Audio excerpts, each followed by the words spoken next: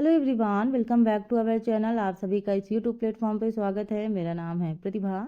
So first of all आप सभी इस सेशन को जल्दी से ज्वाइन कर लीजिए ताकि हम आज का सेशन स्टार्ट कर सकें। और आज का जो सेशन होगा वो काफ़ी इम्पोर्टेंट है क्योंकि हम डिस्कस करने वाले हैं HTET यानी जो हरियाणा होम साइंस के TGT PGT की एग्ज़ाम्स है उनको हम डिस्कस करने वाले हैं। और ये हैं आपके प्रीवियस ईयर क्वेश्चन जो पिछले वर्षों में पूछे गए हैं।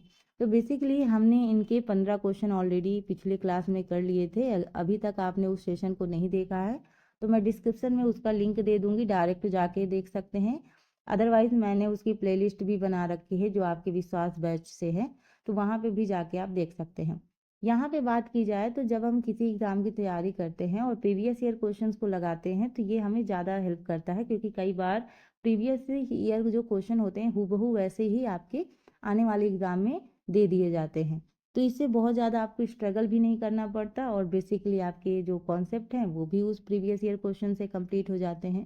तो चाहे आप TGT PGT की तैयारी कर रहे हों या DSSB VPSC या अदर कोई भी एग्ज़ाम, इवन मैं नेट की भी बात करूँगी क्योंकि नेट में जो क्वेश्चन का पैटर्न है वो थोड़ा सा डिफरेंट है, ठीक है, लेकिन आप देख सकते हैं। सॉरी। तो ये रही आज की बेसिक इन्फॉर्मेशन एंड स्टार्ट करते हैं आज का सेशन। उससे पहले एक इम्पॉर्टेंट चीज़ और है कि अगर आप चाहते हैं कि आप इन प्रश्नों को क्विज़ेज़ के माध्यम से भी देखें तो आप हमारे टेलीग्राम चैनल से जुड़ सकते हैं। वहाँ पे आपको नोटिफिकेशन भी मिलेगा, देन आप कोई क्वेश्चन भी पूछ सकते हैं और आप क्विज़ भी कर सकते हैं। और यहाँ पे आप अगर नहीं कर पा रहे हैं तो आप डायरेक्ट मेरे चैनल से जुड़ जाइएगा, बेल आइकन प्रेस कर दीजिएगा ताकि जब भी क्लासेस होंगी आप तक नोटिफिकेशन पहुंच जाएगा ताकि आप वो सेशन ज्वाइन कर सकें। तो यहाँ पे स्टार्ट करते हैं आज का सेशन और क्वेश्चन नंबर 16 से देखते हैं कि क्या क्वेश्चन पूछे गए हैं। 15 तक हमने ऑलरेडी क्वेश्चन कर लिए थे, 16 से करते हैं, ठीक है। और इसकी PDF मैं आपको टेलीग्राम पे दे दूंगी, आप देख सकते हैं और आंसर के साथ, ठीक है। पहली बात तो स्टार्टिंग में मैंने जो PDFs वगैरह दी थी मैंने आंसर नहीं दिया था, लेकिन जब हम ये प्रीवियस ईयर क्वेश्चन कंप्लीट कर लेंगे उसके बाद मैं आपको दूंगी PDF ताकि सारे क्वेश्चन आपको एक साथ मिल सकें।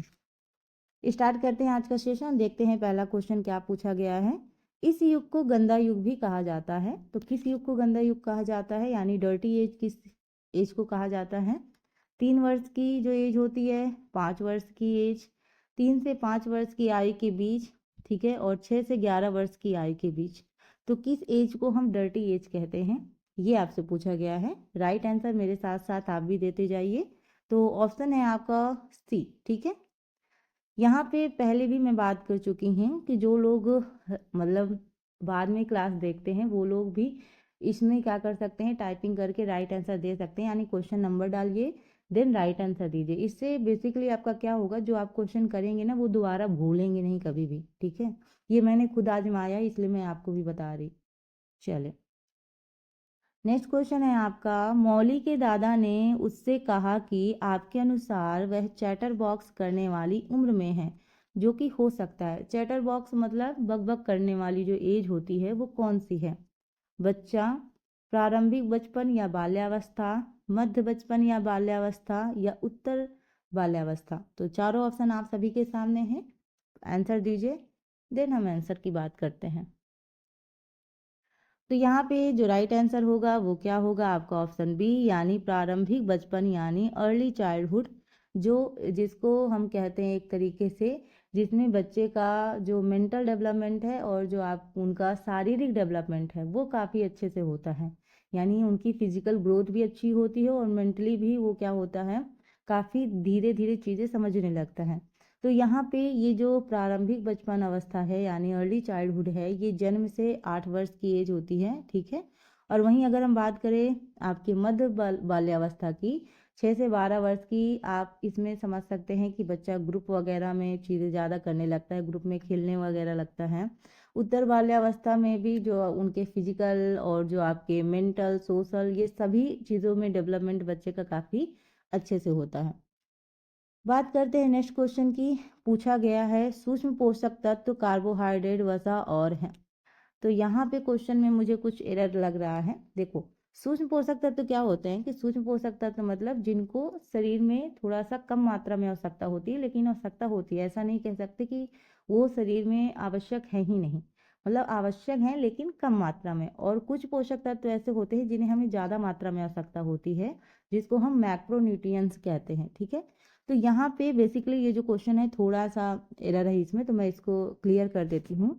देखो, सूक्ष्म पोषक तत्व की अगर हम बात करेंगे, यानी आपके माइक्रोन्यूट्रिएंट्स, ठीक है, तो ये आपके होते हैं विटामिन एंड मिनरल्स होते हैं, ठीक है, यानी खनिज लवण। ठीक है, वहीं अगर हम बात करेंगे आपके मैक्रोन्यूट्रिएंट्स की, जिनकी हमें ज़्यादा मात्रा में आवश्यकता होती है, तो वो कौन कौन से होते हैं? तो वो होते हैं आपके कार्बोहाइड्रेट, आपके वसा और प्रोटीन, जिनको हमारे शरीर में ज़्यादा मात्रा की आवश्यकता होती है, मतलब ज़्यादा मात्रा में हमारे शरीर को इन पोषक तत्व की आवश्यकता होती है। जबकि विटामिन और जो आपके खनिज लवण हैं, उनको हमारे शरीर में कम मात्रा की आवश्यकता होती है। लेकिन ऐसा नहीं है कि वो हमें शरीर में चाहिए ही नहीं, चाहिए, लेकिन बेसिकली कम मात्रा में।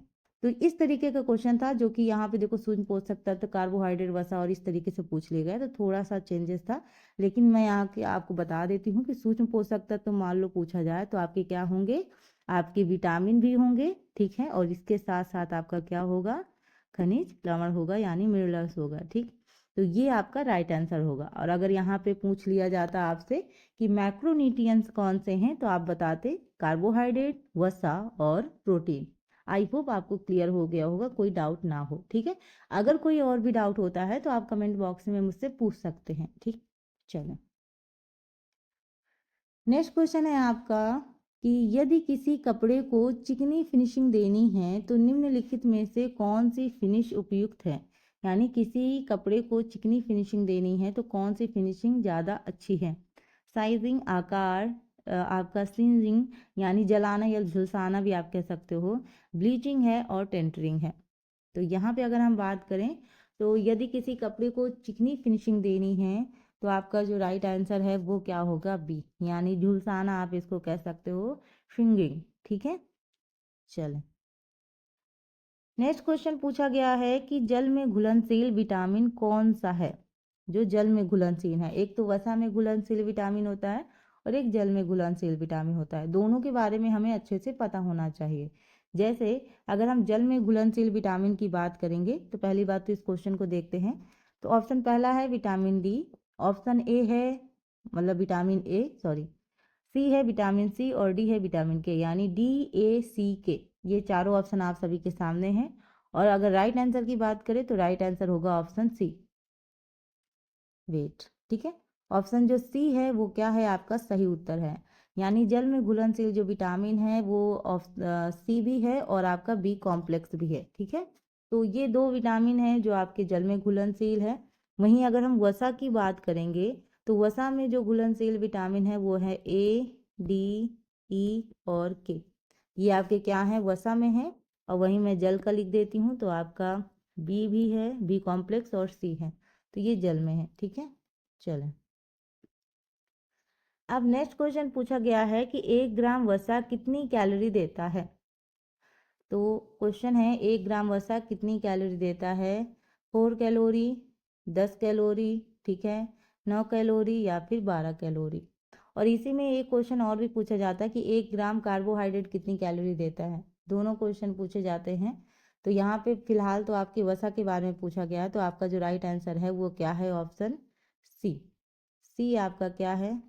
ऑप्शन सही होगा। ठीक है, तो यानी आपका 9 कैलोरी जो ऊर्जा है 1 ग्राम वसा से, ठीक है।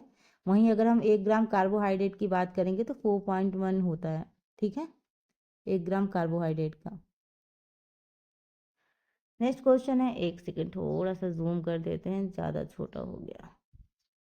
हाँ जी, चलिए क्वेश्चन है आप सभी के सामने, कैम्ब्रिक बनाने के लिए प्रयुक्त बुनाई।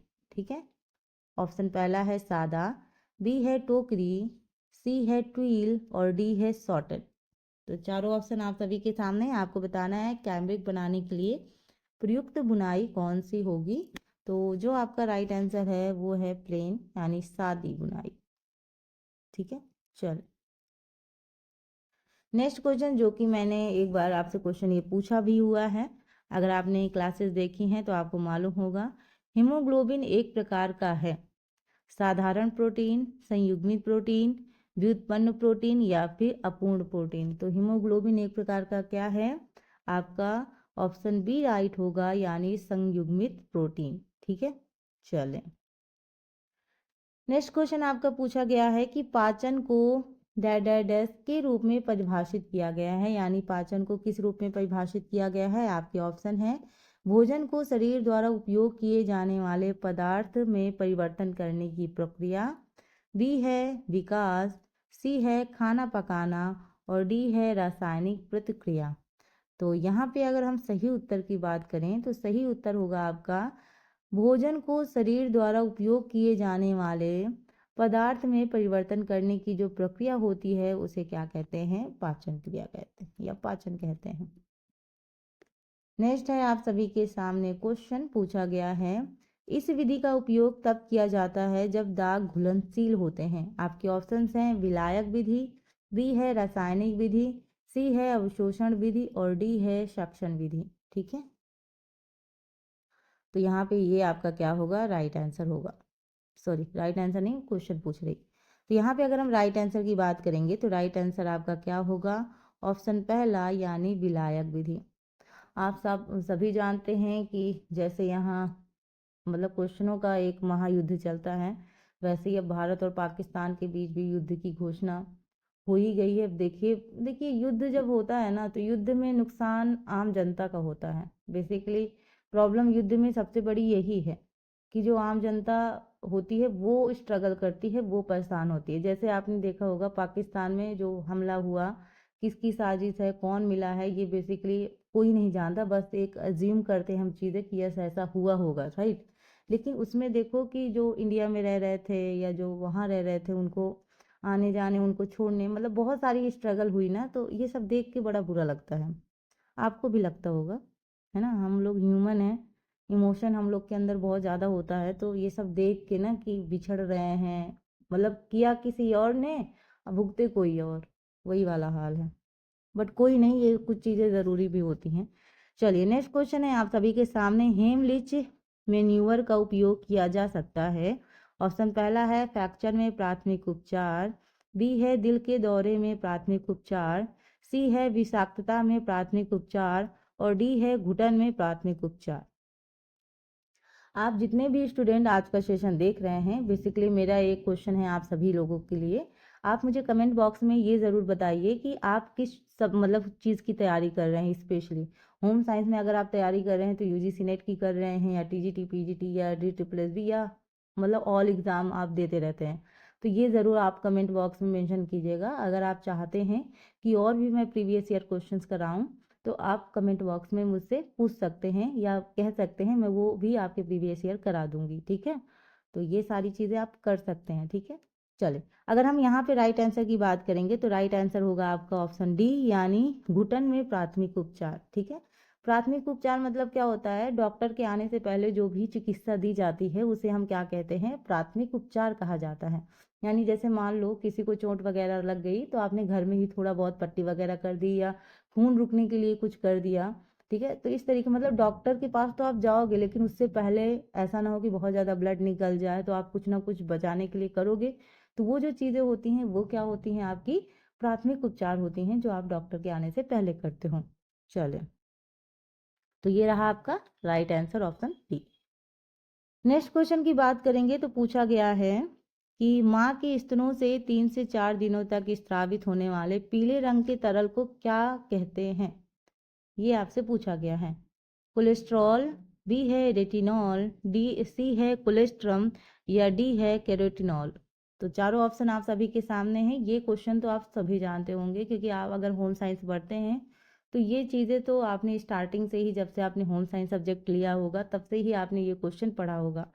तो यहाँ पे अगर हम राइट आंसर की बात करेंगे तो जो आपका राइट आंसर होगा वो क्या होगा, ऑप्शन सी यानी कोलेस्ट्रम। ठीक है, तो ये क्या है, आपका सही उत्तर है।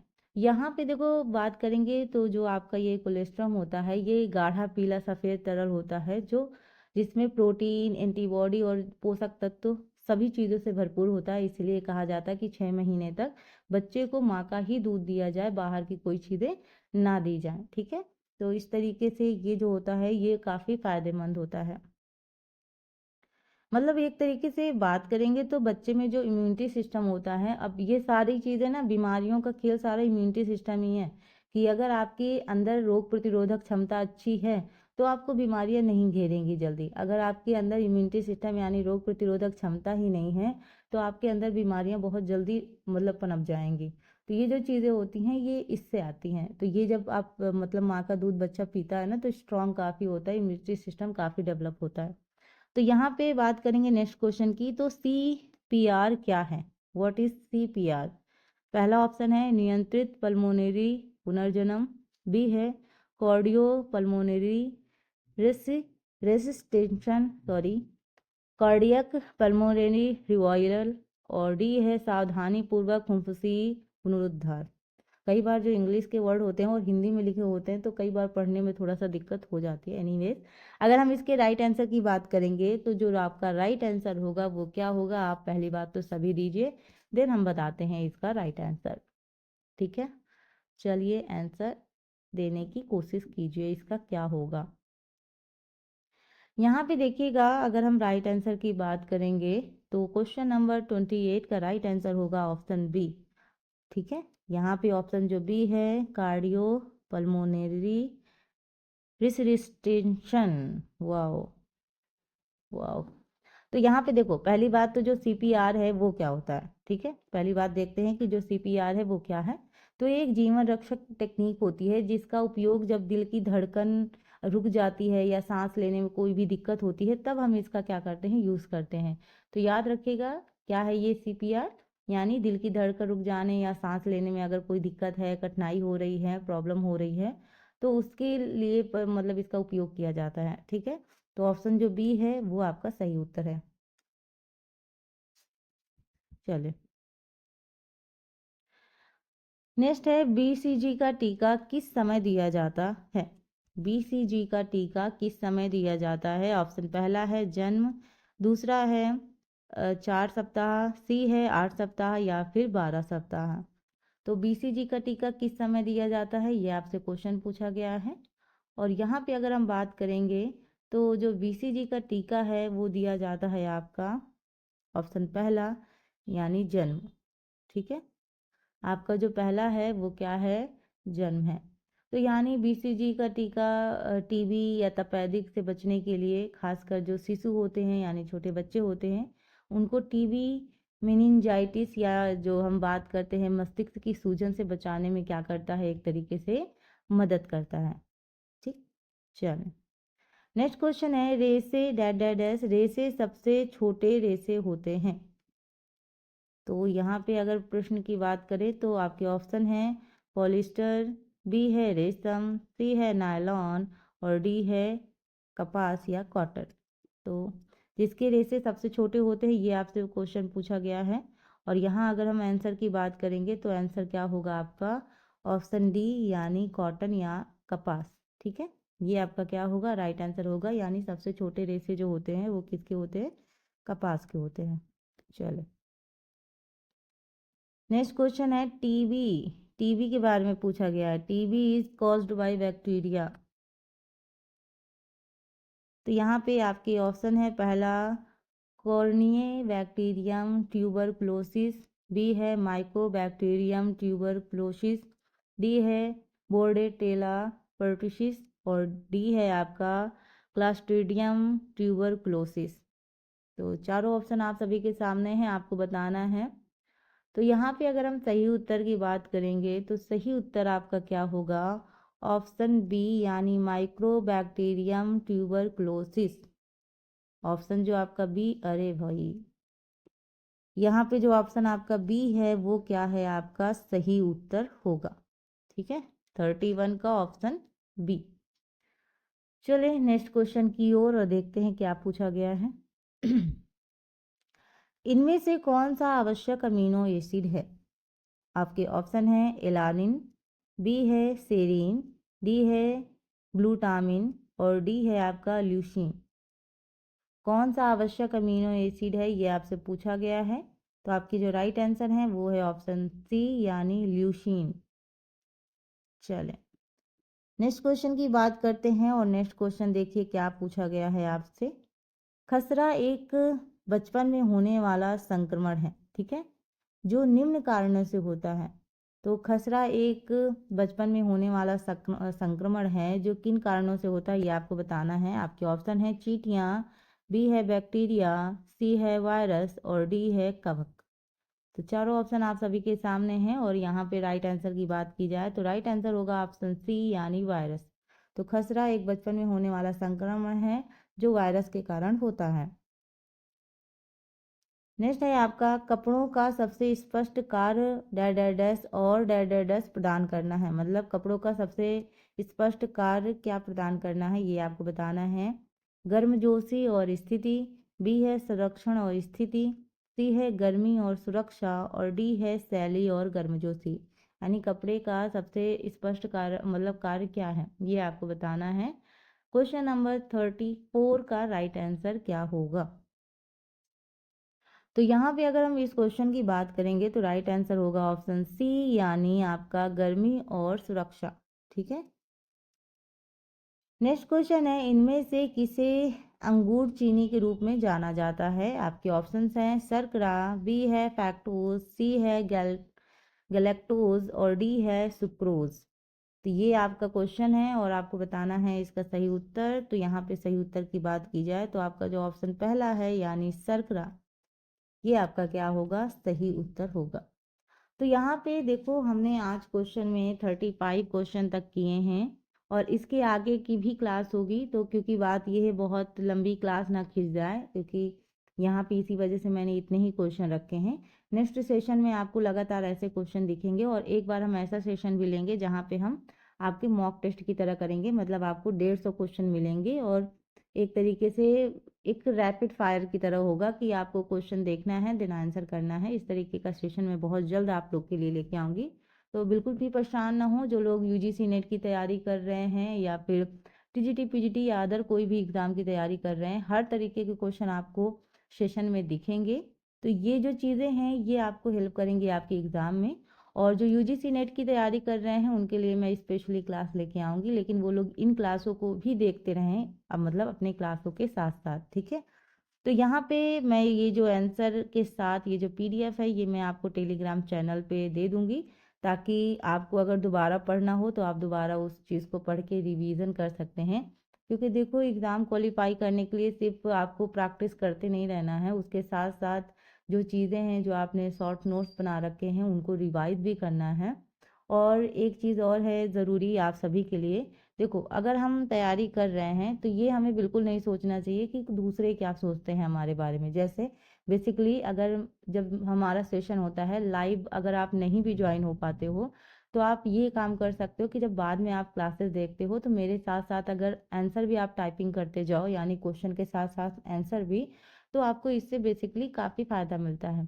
इससे पहला तो फ़ायदा ये होता है कि आप क्या करते हो कि आपको आंसर हमेशा के लिए रट जाता है। मतलब आपके दिमाग से उस समय तक तो आपको लगेगा कि मुझे याद नहीं, लेकिन जैसे ही एग्ज़ाम सेंटर में आपको दिखेगा वो प्रश्न आपको तुरंत याद आ जाएगा कि यस मैंने इसको टाइपिंग भी किया है। कोई चीज़ होता है ना, हम दिमाग से देखते भी हैं, देखते हैं और करते हैं, तो वो ज़्यादा इफ़ेक्टिव होता है। तो इस तरीके से आपको मदद मिल सकती है। और अगर आप चाहते हैं कि आपकी जो मेमोरी है यानी दिमाग है वो और शार्प हो, तो उसके लिए आप एक टेक्निक अपना सकते हैं कि पर डे कुछ न्यू चीज़ कीजिए। न्यू चीज़ मीन्स जैसे एग्जाम्पल के तौर पे अगर हम बात करें तो यहाँ पे जैसे हम ब्रश करते हैं ना, तो एक दिन अगर हम राइट हैंड से करते हैं तो दूसरे दिन लेफ्ट हैंड से कीजिए। तो इस तरीके से आपका जो दिमाग दिमाग है ना वो और ज़्यादा ओपन होगा और ज़्यादा चीज़ें डेवलप होंगी और ज़्यादा चीज़ें आपको याद हो पाएंगी। तो ये जो चीज़ है ये टेक्निक आप अपना के अपनी मेमोरी क्या कर सकते हैं, मेमोरी मतलब और बढ़ा सकते हैं। दिमाग बढ़ाने की बात। और ऐसी जो चीज़ें हैं ना वो सुनने के लिए लोग बहुत बेताब रहते हैं कि अपना दिमाग कैसे बढ़ाया जाए। कुछ लोग बोलते हैं मेरे में दिमाग कम है, मैम मुझे याद नहीं होता है। तो ये करके आपको हमेशा के लिए कोई चीज़ याद हो सकती है। तो ये तो रही बेसिक चीज़ें। तो मिलते हैं अपने नेक्स्ट क्लास में एक नए सेशन के साथ और एक इम्पॉर्टेंट वीडियो के साथ। तब तक अपना ख्याल रखिए, अपने माता पिता का ख्याल रखिए। Thank you for watching, thank you so much, bye bye.